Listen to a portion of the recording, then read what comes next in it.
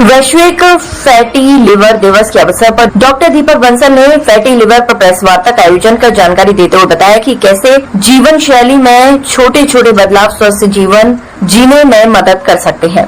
किसी भी व्यक्ति के लिवर में चर्बी जमा हो सकती है, भले ही वह व्यक्ति शराब पीता हो या ना। जो लोग मोटापे, मधुमेह, उच्च रक्तचाप, गतिहीन जीवन शैली और खराब तरीके से प्रतिबंधित कोलेस्ट्रॉल के स्तर से ग्रस्त हैं, उनके लीवर में चर्बी जमा होने का खतरा रहता है, जिससे metabolic dysfunction associated steatotic liver disease या MASLD के रूप में जाना जाता है। ये चुपचाप लिवर की सूजन में बदल जाता है और यहाँ तक कि गंभीर क्षति भी पहुंचा सकता है। आहार और जीवन शैली में परिवर्तन करके फैटी लिवर को ठीक किया जा सकता है। आहार में परिवर्तन जैसे तेलीय खाद्य पदार्थ से परहेज, चीनी और कैलोरी का सेवन कम करना लीवर की चर्बी कम करने में मदद कर सकता है। एरोबिक व्यायाम जैसे तेज चलना, जॉगिंग, साइकिल चलाना और तैराकी भी लीवर की चर्बी को कम कर सकते हैं। इस वैश्विक फैटी लिवर दिवस पर चलो प्रतिज्ञा करें एक स्वस्थ जीवन शैली अपनाने के लिए। स्वस्थ लिवर, आयुष्मान लिवर की जानकारी दी।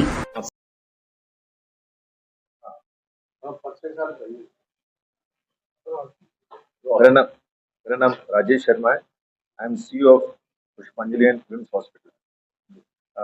विम्स हॉस्पिटल को 5 साल हो गए और यहाँ पे आज की तारीख में सभी फैकल्टीज के ऑलमोस्ट सारे डॉक्टर्स हैं। सर आपके साथ ही बैठे हुए हैं। इसके अलावा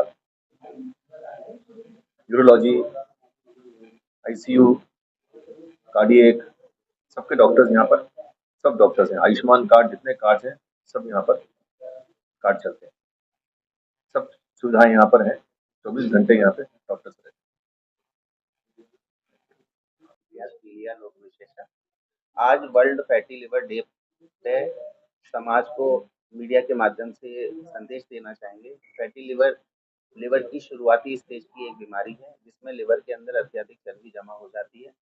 शुरुआती स्तर पे इसमें कोई भी लक्षण नहीं मिलते हैं। कभी कभी पेट का फूलना और लिवर के सीधी तरफ दर्द होना कभी कभी हो जाता है। खाना खाते अफरा आना और पेट फूल जाना।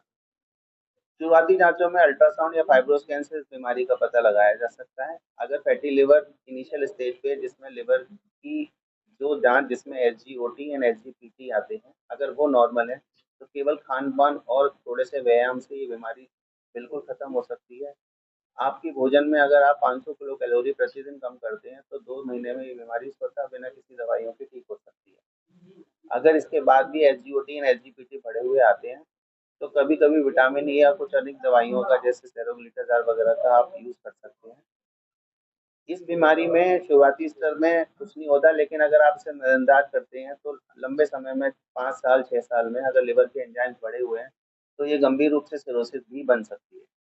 जो पेशेंट या जो मरीज फैटी लिवर से ग्रसित हैं, अगर उन्हें डायबिटीज है या वो अत्यधिक शराब पीते हैं तो उन्हें शुगर का बेहद रूप से परहेज करना चाहिए और अपने शुगर को कंट्रोल रखना चाहिए। शराब का सेवन फैटी लिवर में एकदम बैन है। अगर आप शराब का सेवन फैटी लिवर में करते हैं तो आपका लिवर दुगनी गति से खराब होता है। तो आज वर्ल्ड फैटी लिवर डे पे लिवर की सुने और लिवर से कहें कि जो भी लिवर के लिए नुकसानदायक चीजें हैं वो हम ना लें। फैटी लिवर वाले मरीजों को खान पान की कैलोरी पर ध्यान रखना है। अत्यधिक घनिष्ठ कैलोरी वाले जो भी खाद्य पदार्थ हैं वो हमें नहीं लेने चाहिए। सर, सिरोसिस आज की तारीख में लाइलाज बीमारी है।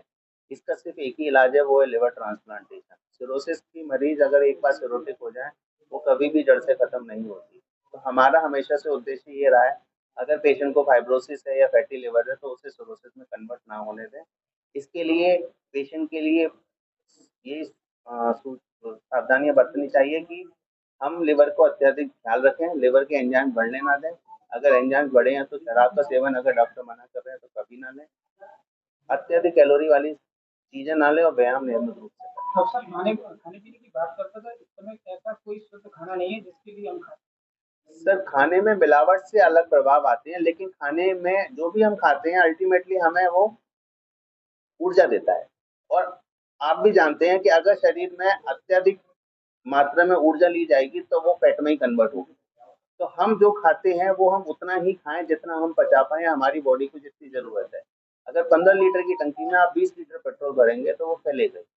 ऐसे ही बॉडी का साथ होता है। अगर हमारी बॉडी को 1500 या 2000 किलो कैलोरी की जरूरत है और हम 3000 3500 कैलोरी खा रहे हैं, तो वह 1500 कैलोरी अल्टीमेटली वसा में ही जमा होगी, और वो वसा बॉडी के सब पार्टों में जमा होगा। अगर धमनियों में और शिराओं में, आर्टरी और वेन में जमा होता है तो ब्लड प्रेशर बढ़ाएगा, लिवर पे जमा होता है तो फैटी लिवर करेगा, किडनी पे जमा होता है तो किडनी की बीमारी करेगी, चेहरे पे बाकी चीज पे होगा तो डायबिटीज होने की संभावना होती है, क्योंकि इंसुलिन का जो बनना होता है वो फैट के चक्कर में कम हो जाता है, तो हमें डायबिटीज हो जाता है। सिरोसिस से क्या लक्षण है?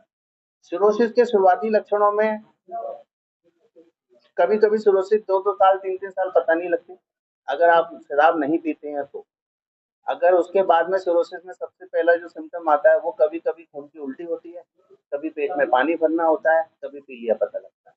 ये 3 मेन कारण होते हैं जिससे लोगों को पहली बार सिरोसिस पता लगती है। कई बार 2-2 साल 3-3 साल पेशेंट को कोई भी सिम्टम नहीं आते हैं, सिरोसिस बाद में पता लगती है जब उसे पीलिया हो जाता है, या जिस दिन वो खून की उल्टी करता है, या जिस दिन उसका पेट फूल जाता है और पता लगता है